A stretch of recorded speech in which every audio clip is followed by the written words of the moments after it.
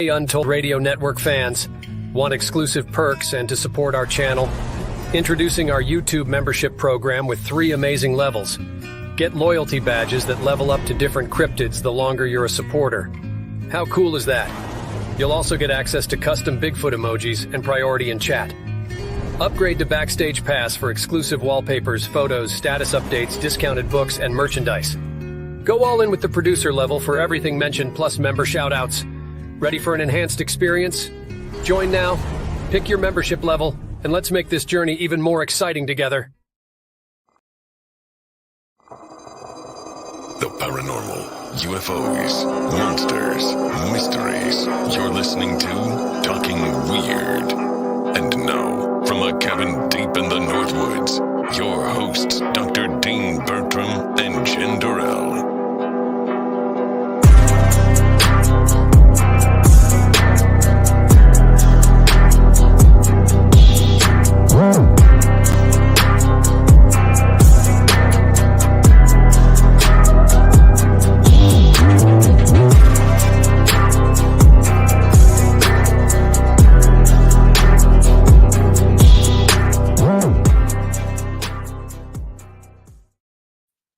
Greetings, all my weirdos and weirdettes. Thank you so much for joining me here on the Untold Radio Network for Talking Weirds. It's hot in the Northwoods now. Summer is really here. And my goodness, this week has been smoky. I'm wondering if you all over the rest of the country have been under the spell of the weird smoke from the fires up north. It often makes it seem almost like I'm living in a strange foresty dream when I go outside these days. It's almost like a fog. Anyway, enough of that. Speaking of how weird the state of Wisconsin can be, though, we're going to get into a bunch of that with you all tonight. I'm so delighted to have tonight's guest back. He's visited with me before on the show, and for 3 decades, he's traveled the back roads of the world in search of the strange and unusual, from tracking vampires in Transylvania and searching for the elusive monster of Loch Ness, to trailing the dangerous Tata Duende through remote villages of Belize and searching for ghosts in islands' castles. He has scoured the earth in search of the paranormal. He's been featured on numerous TV shows, including Discovery Channel's A Haunting, William Shatner's Weird or What, I love that show, ABC's A World's Scariest Places, and Monsters and Mysteries in America, along with being a frequent contributor to Ripley's Believe It or Not radio. With a master's degree in psychology, he has authored over 25 books, and the most recent of which we'll be talking about tonight, this wonderful book here, The Wisconsin Guide to Haunted Places, which I just finished reading. It's amazing. And he not only has authored that, he's authored I think like 24 others on the supernatural and extensively lectures on all of these fascinating findings. I've been fortunate enough to see him speak in person at an event, and it was just wonderful last summer. And regardless, the more bizarre the legend is, the more likely you will find him here. So I'm delighted to welcome back to Talking Weird, Wisconsin's own Chad Lewis.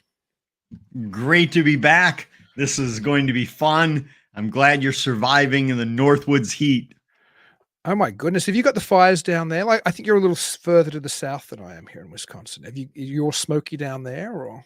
No, just the heat, just the Florida heat here in southern Wisconsin. But thankfully no flames or smoke rolling in. No, it's weird. I saw some other friends around the country from as far field as I think Pennsylvania and maybe even Ohio. Like, I've seen a number of other people complain about the smoke this week. It seems like it's come a long way down. My goodness. But anyway, add some eeriness. It does add some eeriness. That's what I like. It's kind of, it's when you go outside and it's the middle of the day and the light isn't quite like what it's meant to be. It's like when you get an eclipse or something, it feels unearthly and it's like, how strange. But again, as I said before, speaking of unearthly, this is what we'll be talking about primarily, I think, tonight, the Wisconsin Guide to Haunted Places. And how do people get that at the moment? I bought it directly from you. I think I got a pre-order, but I think people can still get it from you, right?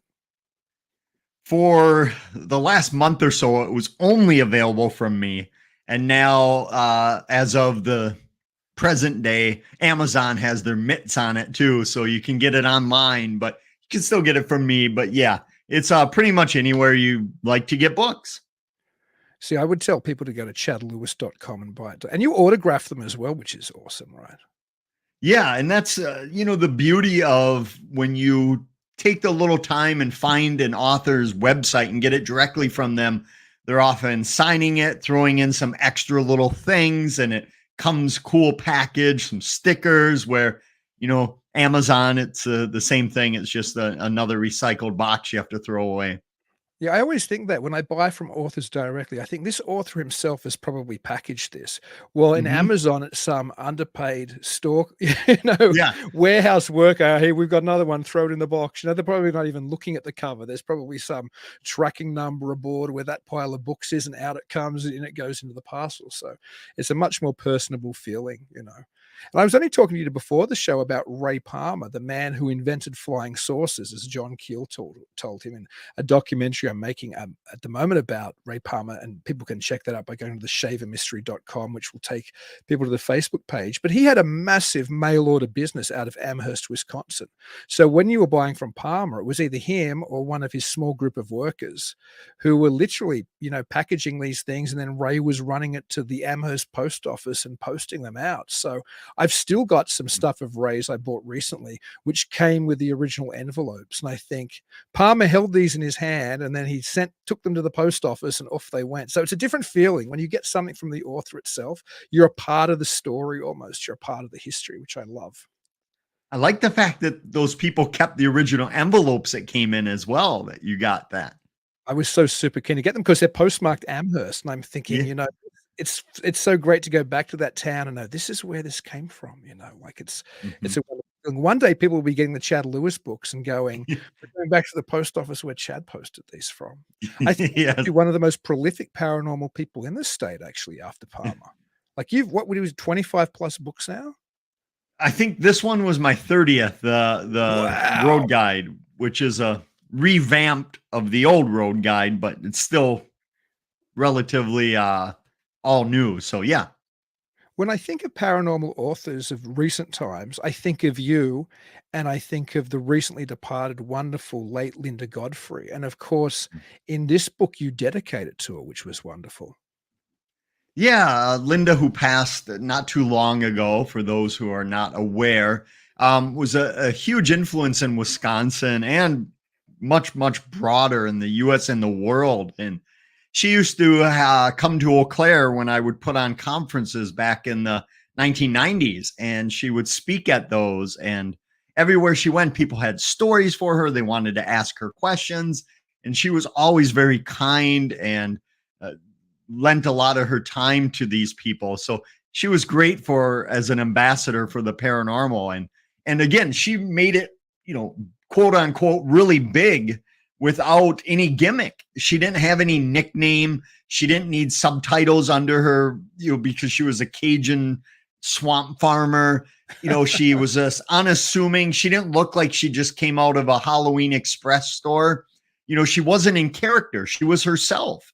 And yet she gained tons of prominence because of her great research and great writing. So I always found that, not to mention, she was a woman in a heavily male dominated field. So despite all that, she became the go-to person. So I admired a lot about Linda, and she was always just so fun to be around.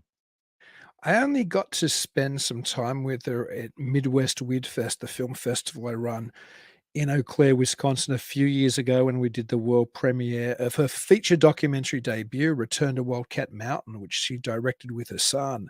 And she was the most unassuming, most lovely, most wonderful lady, so full of knowledge. We did a side event at the Volume 1 space where she actually spoke there, and then she introduced a film, and she would talk to everybody. And when she would talk to everybody in the same way, she wasn't one of these people who would consider themselves, too important to talk to other people. She always had anecdotes. She was always lovely. She was always kind. And I regret having not got to spend as much time with her, for example, as you did. Do you have any tales about Linda you'd like to tell? Like maybe you guys were in the field together, or maybe you have a funny anecdote or something we can remember Linda with. Yeah, I loved Linda on road trips. She was always interested, like myself, in roadside attractions as well.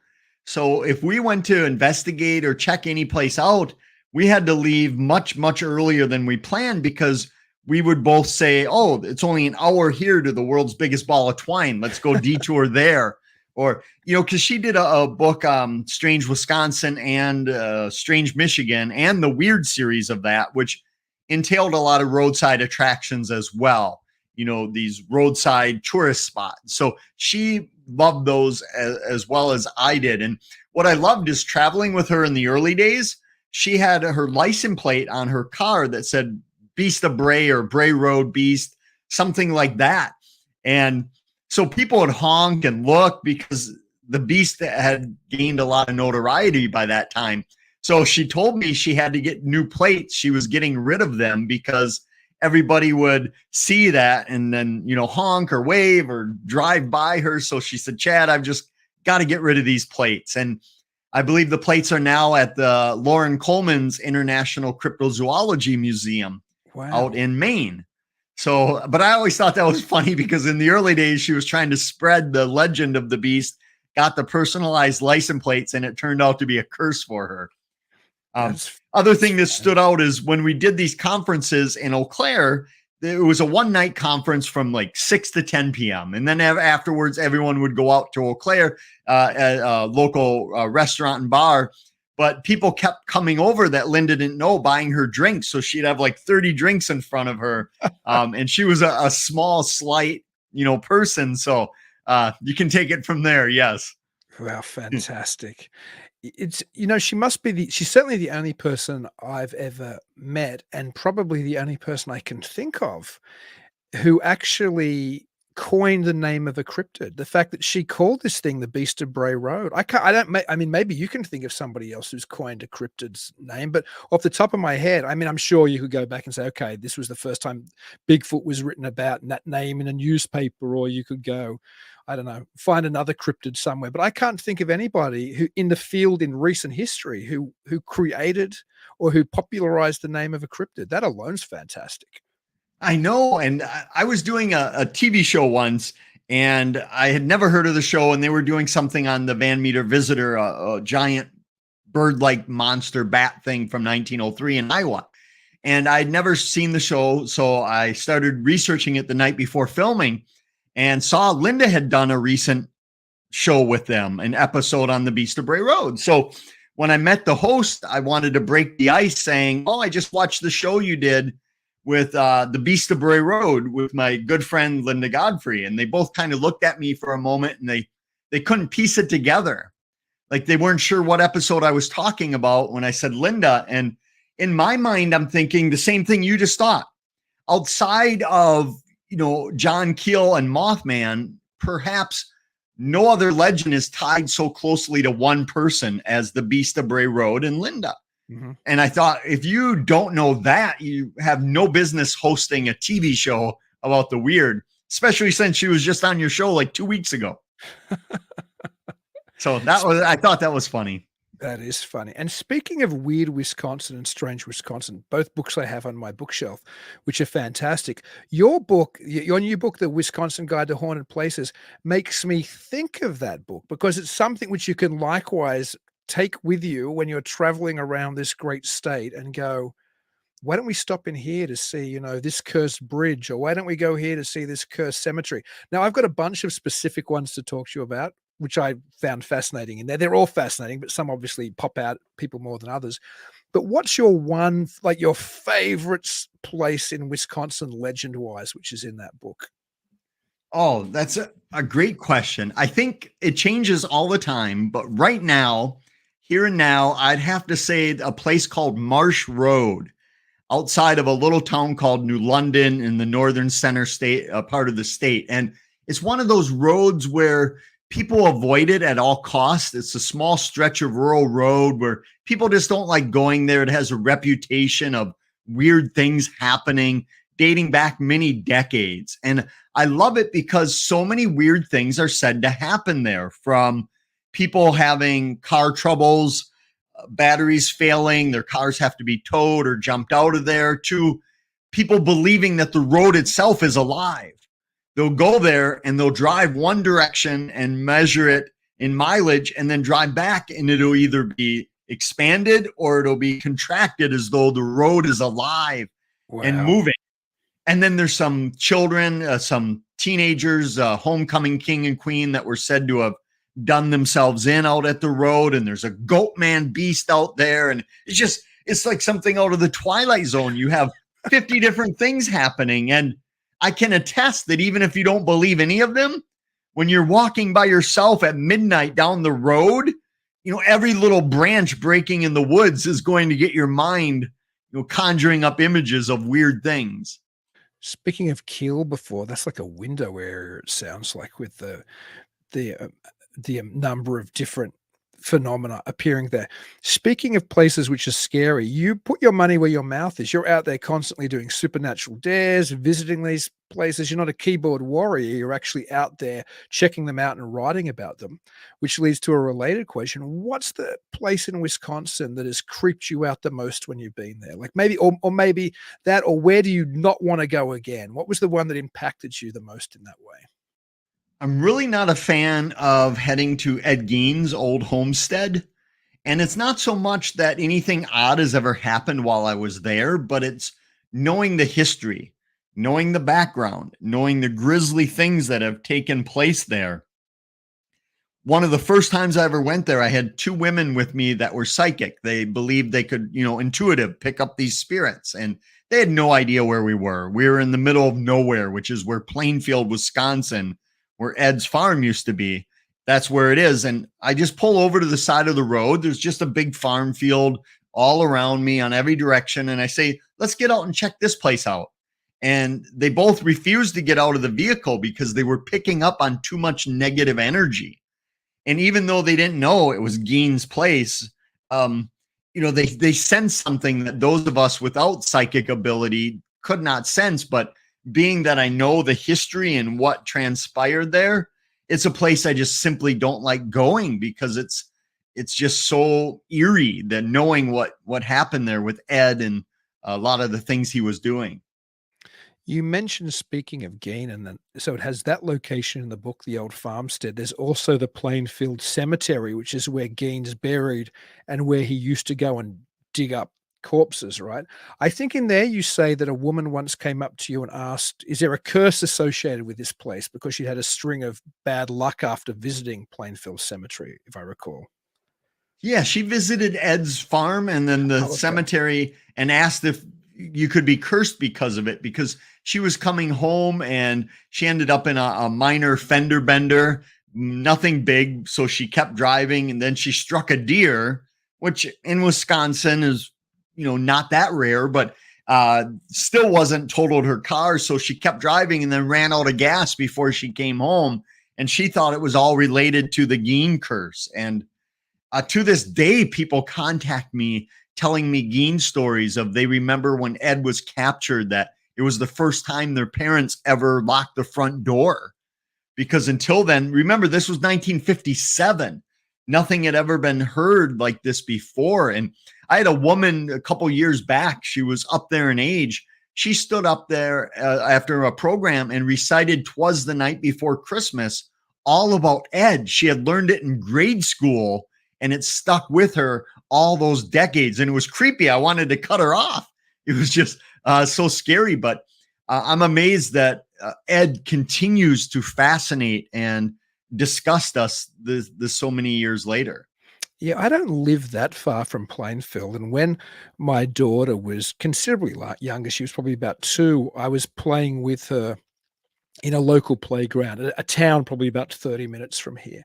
And I just started to talk to the mum who was playing with her who had her daughter there, and my daughter was playing with them. They were about the same age, 2 or 3. And it just came up in conversation that she was from Plainfield. So obviously I'm like, oh, so you're from where Ed Gein is, because that's the first thing popped into my head. And she told me that one of her teachers when she was in grade school was a child or a grandchild of one of the two victims that we know Ed actually killed for sure.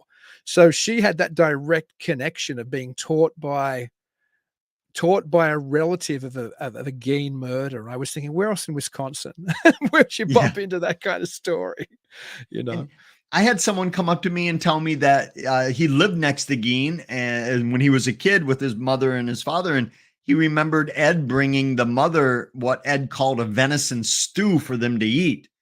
And he told me his mom thought it smelled so bad she threw it away, which is probably a good thing. But people, those stories stick. And as you can imagine, people in Plainfield don't really like talking about it still after so many years later, that it's still a fresh wound within that community. And game meat and potlucks and the like are very big in central Wisconsin. So Lord knows the amount of people that might have inadvertently eaten something they shouldn't have in an Ed Gein potluck giveaway. Goodness gracious. Anyway, we can talk about Gein all night, but we shan't. I'd like to ask you about a couple of places that I've actually been to, which I found fascinating in the book. Because obviously living here, you go, oh, I've been there. And here's a story I didn't know. Tell me a little bit about Devil's Lake and the haunting associated with there. I knew back in the day there was legend of some type of sea serpent or something living there, but you have some other ghost stories about Devil's Lake in the book. This really is one of those window areas, as we were talking before, because I've included Devil's Lake, which is the most popular state park here in Wisconsin. It receives something like 2 million visitors a year, just an outstanding number of people. And there's all sorts of activity. I've included it in several books because, one, there's sea serpent legends from the lake of several serpent beings being there. There's UFOs that are routinely seen over the lake, hovering about and darting around. And then there's several legends of indigenous people haunting the place, where people will see what appears to be someone in an old birch bark canoe out on the water, dressed in, native garb or in regalia. And the person just vanishes right from the water. And over the years, these stories have morphed and progressed a little bit, where more recent versions of that legend tell that the ghost spirit of the indigenous person has been seen quite a bit at the campground, and that he moves from fire to fire trying to find the perfect fire to kind of sit by for the rest of the night. So that's something that when I first started writing about this place 25 years ago, I'd never heard that. But recently, more and more people talk about the campground ghost, which makes sense. That's where people congregate and they're staying there. They're telling stories, spinning tall tales around the fire. So I find that fascinating, that it used to be more of this phantom canoe person there, and now it's shifted a little bit. And much to their credit, Devil's Lake have embraced it. I've spoken there several times at their outdoor amphitheater, and they now give like walking tours of folklore of the park, which is amazing. I didn't know they did that. I'll have to take my daughter down and check that out sometime. Yeah, it's well worth it. Couple of the staff that I interviewed for the books, they kind of got the idea that people are interested in this stuff. Why don't we take advantage and give the campers something to do while they're staying there, or people visiting, that when they're seeing the effigy mounds or other things, it's just another way to bring people in. Well, that's fascinating. Now I really want to go back, because it is a weird place. Like it has a vibe when you're there. Speaking of places that have a vibe, I was in, I go to Stevens Point fairly regularly. It's the county seat and the county next to mine in Portage County, the county that Ray Palmer called home and Richard Shaver did also, and where I recently had to go to pull deed records of their properties. And so with a documentary, I'm there a little bit doing that kind of work. But so I've been over one of the locations within the book, and that's Bloody Bride Bridge in Point. Can you tell us a little bit about that legend?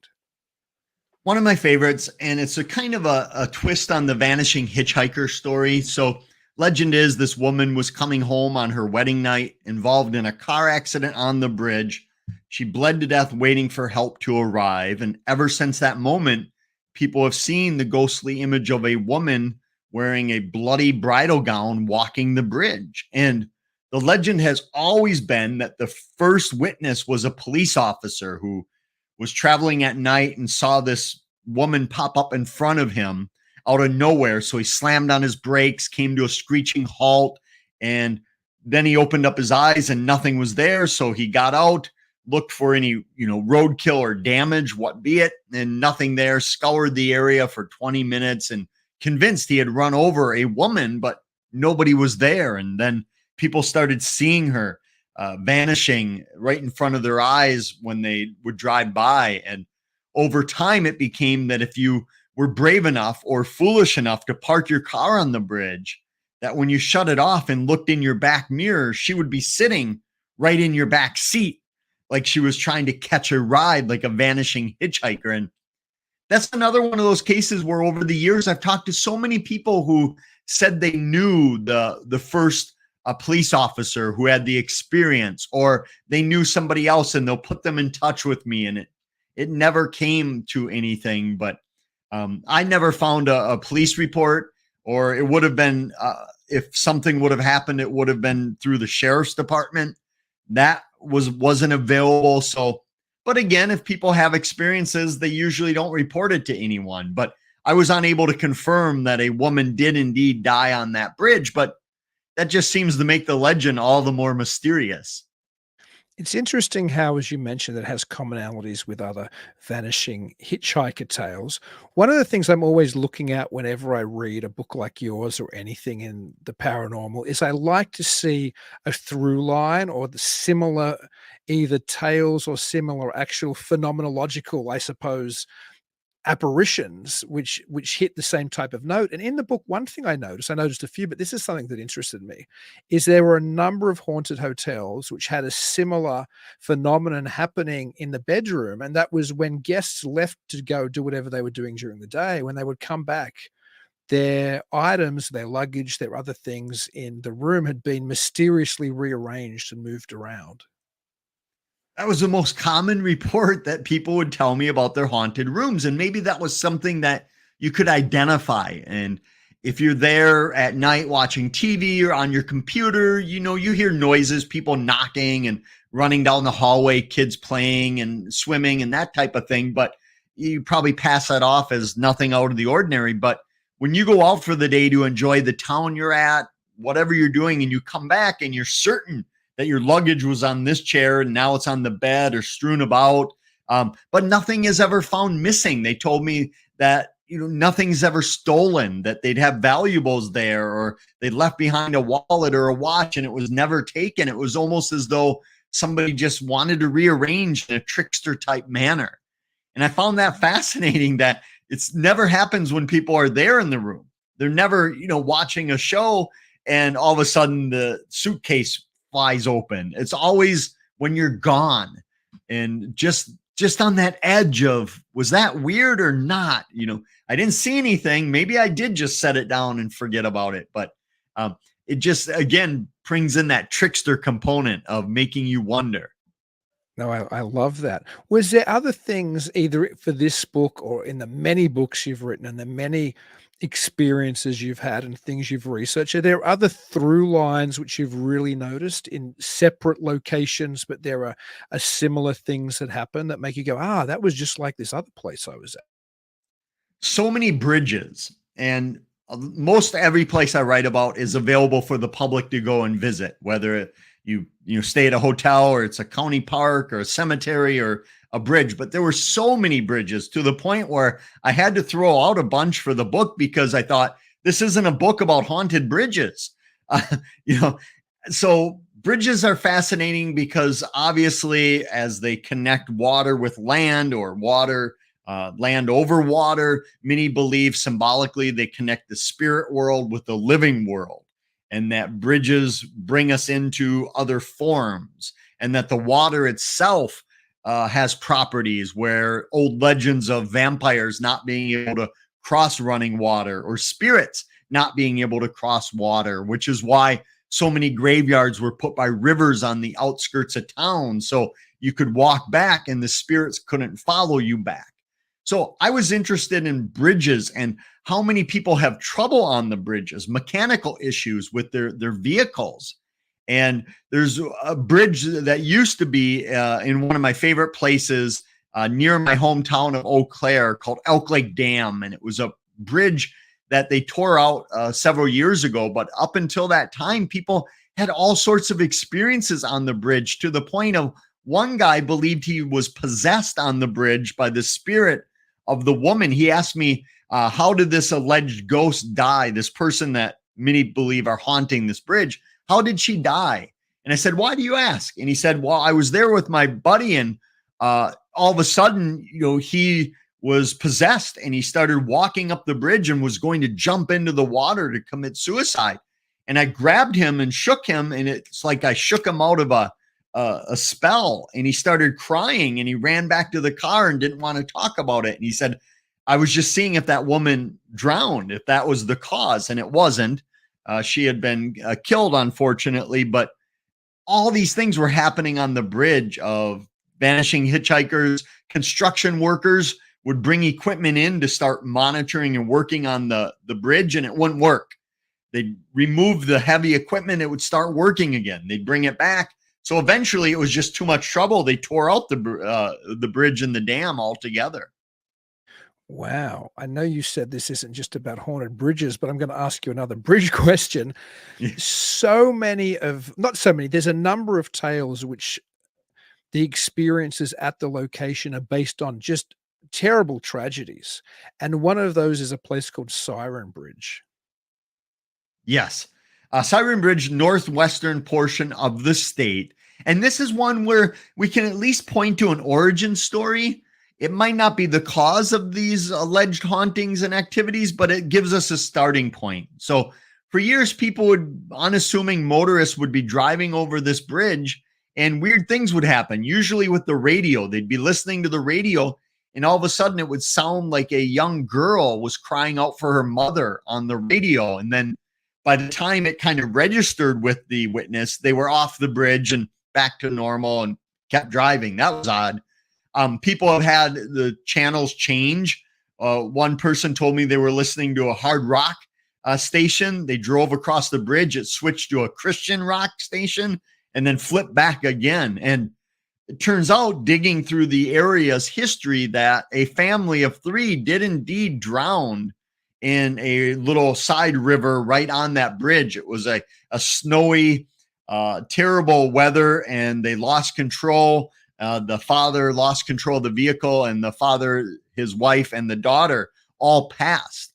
And now people are hearing a young girl crying out for help for her mother, and they equate it with the legend or the tragic accident that happened so many years ago. So there we have something where if this place is haunted, well, maybe it's because of this. And you don't often get that every single time. No, you don't. There was another case that also had a fairly solid and horrible origin story, and that was McClintock County Park. Can you talk a little bit about that one? Yes. Again, most people go to county parks, state parks, recreation areas, and they're there for the beauty, the seclusion, the wildlife, the scenery. And it's not a place that seems overly scary to people. Parks just seem to be fun. But people there always pick up on something's not right. They'll be hiking when all of a sudden they notice everything's eerily quiet. Nothing's making a noise. There's a sense that they're not alone, that someone's following them. And it's not feeling another hiker coming up behind you. These are groups of people that just get an eerie feeling. And it turns out that years ago, a young couple was camping there, and they were brutally murdered. And the case went unsolved for many decades until recently they had solved the case. And many believe that it's that murder that was so tragic and horrific, it has cursed the area all the way up to today's time, that people see these ghostly spirits. And that's one thing with hauntings, especially hauntings that deal with tragedies, suicide, deaths, murders, untimely accidents, that it's thought to be such an emotional bomb, if you will, that it forever changes that area. And those who come in and who are on the right frequency or maybe are open to it, they pick that up like nobody's business. Yeah, as somebody who grew up in Australia, the whole camping wasn't an unknown thing to me, but the camps which people went away for summer was a very American thing. And there was one of my favorite stories in the book was it called Leisure Lake Summer Camp, which had a Wendigo-like story attached to it? So Leisure Lake is north of Spooner, Wisconsin, in the Northwoods. And it's an old school camp, a summer camp for kids. And when I say old school, the buildings look like they've been there since the beginning of time. Like, I don't know any parent that would send their kid to this camp. It must be a punishment. I mean, horror movies show up there and say, no, this is too scary to film our movie here. But anyway, two brothers were staying there with a lot of other campers. And one of them was in the older camp house, younger brother and his. And one night, the older brother was playing cards or board games with some friends in kind of a basement area of the older kids' lodge. And they look out this half window at floor level, ground level, and they see this hideous skeleton-like beast, this wraith-looking thing, pass right by them, but peeking in at them. And right away, they were hit with this overwhelming sensation of fear. This uncanny zone of fear hit them. Like this thing was there to harm them. Not just something passed by that was creepy. We're at summer camp, jittery, whatever. They were freaked out so much to the fact that they reported to the camp counselors, who thought, well, you know, kids get excited at night, but they thought nothing of it. But the next night, his younger brother, without knowing the story, was heading back to his cabin with a buddy to get some sweatshirts as the evening was getting dark and cold. And there in the woods by their cabin, they saw a similar looking, tall, skeletal, thin, emaciated, monster looking thing leaning in the woods. And they stopped, deathly afraid. And they felt that if they walked one step more, this thing was going to come out after them. Gosh. So they retreated. Yeah, they retreated and told the camp counselors. Now, at this point, the counselors took it seriously. They didn't know if there was a monster out there, or a bear, or an escaped lunatic, or, you know, peeping Tom, whatever. But they instituted a little policy that if, for the rest of the camp, if anyone went outside, they had to have a partner, go out in twos for safety. And the brothers had no idea what they had seen. But when they got home, they started Googling it, and they found depictions of the Wendigo where they said, that's exactly what we think we saw. And I had interviewed them for a TV show, and it was 2 or 3 years after the fact that I interviewed them. And you could still see how visibly shaken they were from that experience. And I spoke with their mother at length as well. And she said they'd had nightmares. They were terrified of this thing. And I found it fascinating because I spoke in Spooner, and after the program, a librarian said, I have to send you some photos when I was up at Leisure Lake. And she sent me photos of this dead bison carcass she found on Leisure Lake, the area. No bison in the area that are native to Wisconsin, no bison farm up in that area. But she found this decomposing bison that looked like somebody had dumped it off there. And she thought, is this connected? So again, another of those portal type areas of just window areas of oddity happening. It's interesting. That story, obviously, as somebody who is relatively new to this area, made me think of all the horror summer camp and camping movies I'd seen. I guess everything from the Friday the 13th movies to Evil Dead.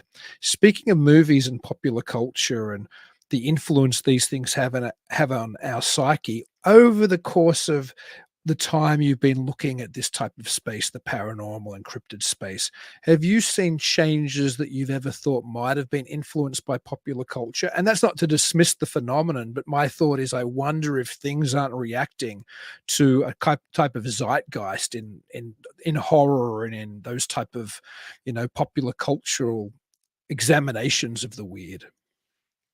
Great question.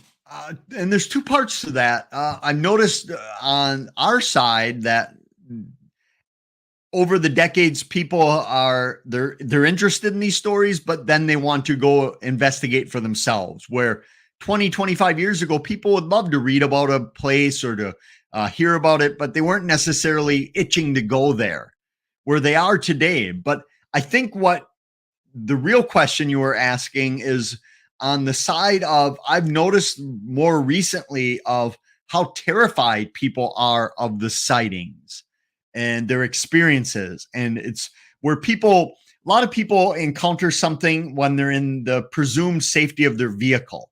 So they're driving by, they see something on the side of the road, and they slow down thinking it's a, you know, a bear or a wolf or even a deer, not wanting to hit it.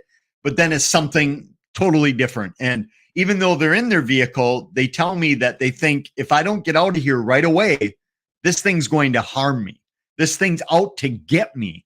And then they speed home. And when they get home, it's like they're out of that area and they feel a little shy and embarrassed about how frightened they became. But at that moment, they were extremely terrified. And it's not the same as you're out hiking and you see a bear. That's scary. Or a moose even. You know, that's a fear people are familiar with. But they tell me it's almost like they walked into this zone of fear, that it's something primal, that they really, it's a fight or flight, and they want to flight, that they want to get out of there. So I've noticed that the last couple decades, it seems like these things are getting scarier and scarier for the people that are encountering them. Yeah, it's weird. I mean, I'm a big fan of old 70s, you know, supernatural and paranormal culture. And when you go back and visit the monster or cryptid documentaries, not that anybody called them cryptids really back then, or shows like In Search Of, there seem to be a very narrow scope of these things. There seemed to be the abominable snowman and Bigfoot, and then maybe you had, you know, the Loch Ness monster and Ogopogo, but there didn't seem to be this wide range of all these other things which people report today. Oh, you hit the nail on the head.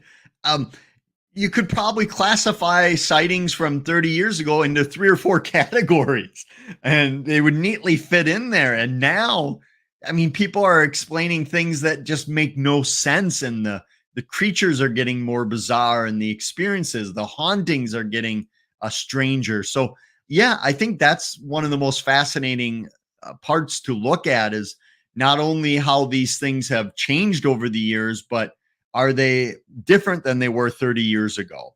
In terms of, you know, 30 years ago, nobody was talking about a chupacabra, Right. all these creatures that seem to be springing up overnight. That, as you said, back in the day, you'd get a book on the paranormal and it'd have like 6 chapters on, you know, Loch Ness, Bigfoot, and whatever else, maybe a crop circle for fun thrown in. Yeah, people seem to see Dogman as often as Bigfoot these days. And I don't think anybody was reporting Dogman. I mean, obviously there was the occasional report, but 20 or 30 years ago, as you were saying, there wasn't this spate of dogmen being reported all over the country. Yeah, if 30 years ago you asked somebody if they'd ever seen a dog man, they would look at you like you were crazy. What the heck's a dog man? And that's just our point, that these things are shifting so much. And I wonder if people are always seeing them and perceiving them differently than they do today, or the creatures themselves are projecting themselves in a different way, or maybe they're different than they were 30 years ago. And when you start getting into all those realms, that's when the fascination kicks in for me of, you know, what does this all mean? How does it affect people? And I think for me, it's a lot more interesting and exciting than whether or not these things really happen. Because for the most part, when I'm interviewing somebody and they tell me they saw a werewolf or Bigfoot, you know, it's hard for me to prove or disprove that they did or didn't. You can take their story, you can look for some background, you can look for the most part, it's done. It's already happened. So you're taking them at interview at face value. So I'm always fascinated on, you know, how witnesses are perceiving things too. Yeah, I think you always have a very objective approach. And I was fascinated to look in this book at some of your influences, which I'm not sure if I'd ever seen in a forward before. Maybe I had, and I just had skimmed it. But you have influences from Brad Steiger to P.T. Barnum. Do you want to talk a little bit about how some of these people have influenced your writing and your approach to the phenomena, and just a general kind of the general Fortean vibe that these people have set up, which I guess we're all kind of following one or more of them? I would love to see in every forward or acknowledgments of not only people thanking their contemporaries, their colleagues, and this and that, but thanking those who are no longer with us that were huge influences on them. Because I always like to see where were people influenced. But one of my biggest influences was Jerome Clark, who I remember picking up, it was like 92 or 93, he came out with this Unexplained. It was a book, and it was almost like those Time Life series of books squashed into one. Sorry. Where you could read about fairies one night, crop circles the next night, UFOs the next, and it was covered everything. And I was just blown away at that point because I just started getting into the field back then. And everybody back then was very secluded, if you know what I mean. They were branched off, that Bigfoot people wouldn't talk to UFO people.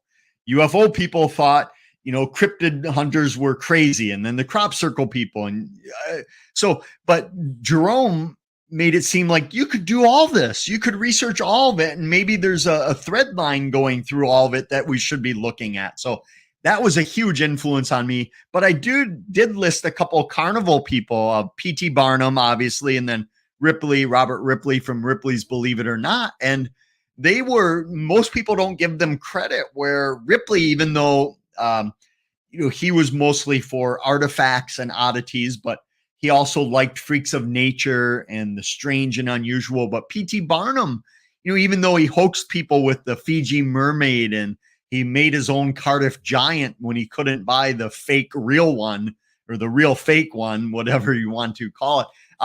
But he was getting the public's fascination out there with what could be, where he was doing not only sideshow people of freaks of nature, as they were called, but also like legitimate. He offered a reward for the Lake Champlain monster, the sea serpent Champ of Lake Champlain. So even though he was a huckster and he loved to put on a great humbug, he was very responsible for getting the public interested in these weird topics. There's this weird blend that I think you hit on then, in people who are interested and have written about the phenomenon and investigate. When I say the phenomenon, I mean anything 40, and I think it all probably comes back to some kind of root cause, but that's my own position.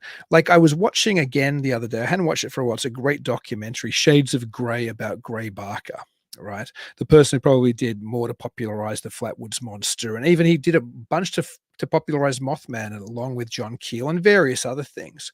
But Gray Barker and who was his friend? Oh, geez, I met him. He slipped my mind now. The late great prankster of ufology who wrote Saucer Smear, Jim Moseley. So Jim Moseley and Gray Barker were famous for hoaxing George Adamski, the famous contactee of the UFO era, with something called the Straith Letter, where they obtained official government letterheads and pretended they were writing to Adamski saying, well, we can't come out as the government saying we agree with you, but keep up the good work because you're doing good stuff.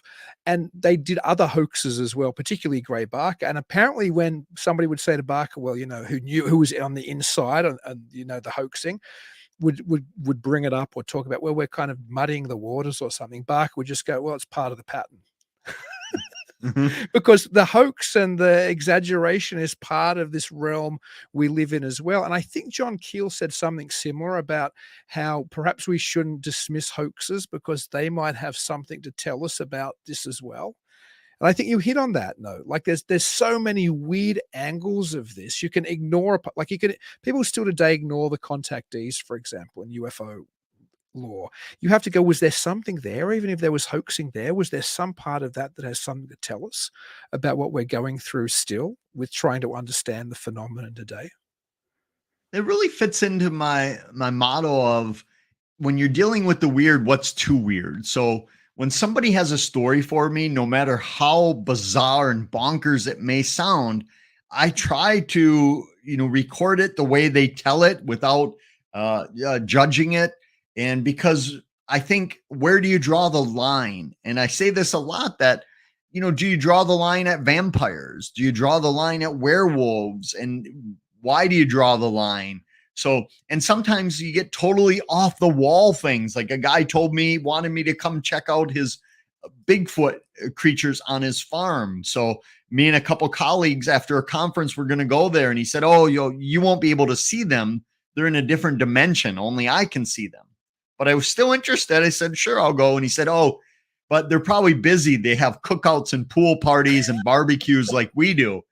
And at that point, I thought, there's probably not a lot to it, but I still wanted to go because I thought, who knows? So as what you were saying is that there's that cutoff point of, yeah, people might be hoaxing it, but we also know a lot of people who hoax things have had real experiences as well. So for me, it's always, there's no limit. I'll listen to any story, and it comes back to the fact that I'm more interested in what the stories mean to us as a race, or what they mean to humans, or how they factor into our everyday life, more so than did they really happen or not? Because at some point they become real. Some point a couple decades ago, the Mothman became real, probably after the Richard Gere movie came out.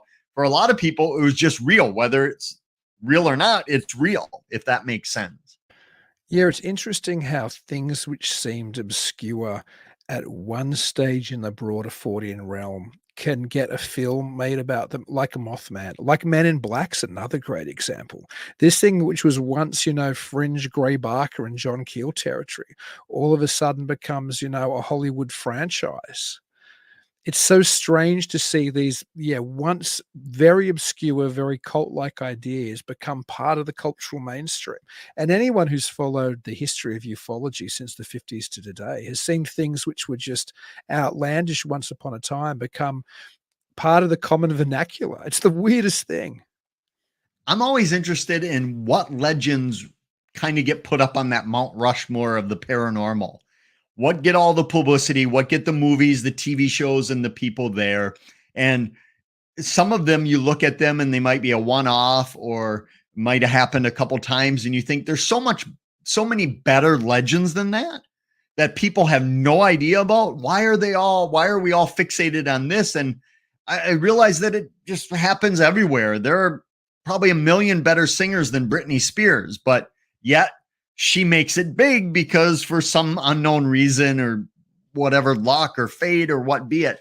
So I find that kind of the same with the paranormal or supernatural, that you get these kind of cases that everybody knows about.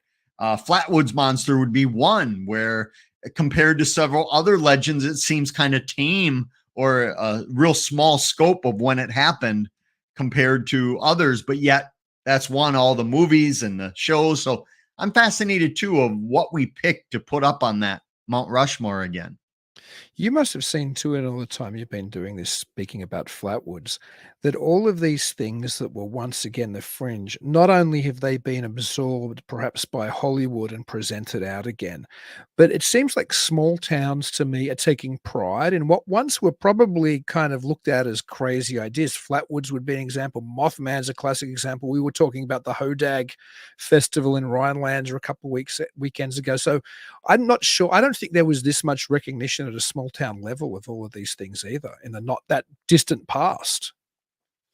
I think it's a two-pronged approach to that. One is that people's beliefs and acceptance of a lot of these legends have really opened up over the last couple decades. And it doesn't necessarily mean they believe in it, but they're open to it. They have fun with it. They like it. But on the second prong, I think it's partly too is that as more and more places kind of become the same, and what I mean by that is you can get dropped off in any big city and see the same hotels, the same restaurants, the same businesses, gas stations, that you don't have that uniqueness. So towns are searching for something that makes them stand out from somewhere else. And, we might not believe there's a werewolf creature in the cornfield, but if tourists want to come and check it out, we'll be glad to house them. We'll be glad to be, putting them up in the hotels and the restaurants and the like. And it's fun. And I use the Van Meter Visitor Festival as a great example of that. It's, again, in 1903, a bat-like creature. And the town's really small, about 1,000 people. And a lot of the people, I don't think even necessarily believe the legend, but they love it. They get behind it. They take pride in it as their own. This is ours. This is something that happened in our history that we can celebrate and have fun with it, regardless of whether we truly believe it happened as people think it happened. Do you think as we become more open, both at, I guess, a popular cultural level as well as at the local small town level, in presenting these once fringe ideas or experiences, that then there's a kind of, I guess, a boomerang effect where then the phenomenon springs back and more people report it, and it keeps growing as a result of this acceptance of the initial stories? I've seen this happen firsthand. Not too long ago, the small town of Lake City, Minnesota, which is on the Mississippi River, but on a lake on the river, Lake Pepin, where they believe this Peppy monster, this sea serpent, has inhabited the land dating back to the indigenous people there. And they started throwing festivals a few years back, and it was only a limited number of years they did it, 2 or 3. But in those years, more and more sightings came forward. And I don't know if it caused the sightings or that people were more aware of it now because they heard about it. So if you heard about a sea serpent on Lake Pepin, you're more likely to look around while you're out fishing or out water skiing, that type of thing. So I don't know what the cause and effect was of that. Which came first? Is it just people are now more interested in it, or did that interest spawn more sightings or encounters? That's an interesting question. That is an interesting question. I've also heard people suggest that with Dogman as an example, that people now are more comfortable to come forward with a Dogman story because there's various internet sites which will report it, and they've heard about it on Coast to Coast, and they've seen it on Monster Quest, yada, yada, yada. So then they feel like they can come forward with something. Well, maybe 50 years ago, if you saw what looked like a werewolf, you would have kept your mouth closed for being considered insane. I suspect there's a little bit of both, though. I think there's some type of cultural contamination, and that doesn't mean I don't think there's a phenomenological root to a lot of this stuff. But there seems just to me to be something going on where Slender Man would be a great example, speaking about these kind of things, where an idea is obviously somehow created and then injected into the popular consciousness, and then as a result, people start having experiences with this essentially fictional created entity. I completely agree. And it's the old talk, basically, that people start believing in it enough and it seems to materialize or start affecting people in a manner. And I think Slender Man's just the beginning. I think we're going to find that more and more. It's going to become more common in the future. And I think that's an area of study that a lot of people aren't looking at. We're looking at, trying to capture Bigfoot, and nobody seems to care about, what we're talking about of how do these things affect us, and are they changing, and are they morphing? And I think that's one of the areas that keeps me motivated, that, going out on the road, all the places I go to every place I write about or I talk about. And I learned early on for me that going there with the expectation that something was going to happen, supernatural speaking, I'd be disappointed all the time because usually nothing would happen. But if I went there expecting an adventure and having fun and just soaking in the legend and talking to witnesses and trying to figure out how this affected them, that for me, that's what kept me going the last a few decades, when a lot of my colleagues who started out when I did, they burned out because they didn't see it as the adventure. They saw it as a quest for answers. And at least in my opinion, I wasn't getting any of those.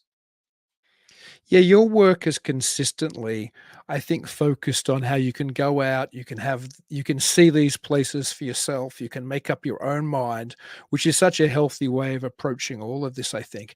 And again, your most recent book is The Wisconsin Guide to Haunted Places. And again, how do people get that book? Sure, you can find it just chadlewisresearch.com or online or any bookstore, wherever you like purchasing books. And you also have like almost 30 other books, and they're available from chadlewis.com as well, most of those books, right? Or many of them anyway. Yeah, and if you have a story you'd like to tell me or see where I'm speaking, maybe in your neighborhood, check it all out. I'd love to hear some new stories. No, I think people should definitely continue to check you out, Chad. I think this is the third time I've had you on Talking Weird, and there's a reason for that. You're one of my favorite guests and one of my favorite people in the entire Fortean field. It was a great joy chatting to you again tonight. Thanks, and keep an eye out. I will, and until everybody checks us out again, and until I talk to you again, Chad, keep it weird.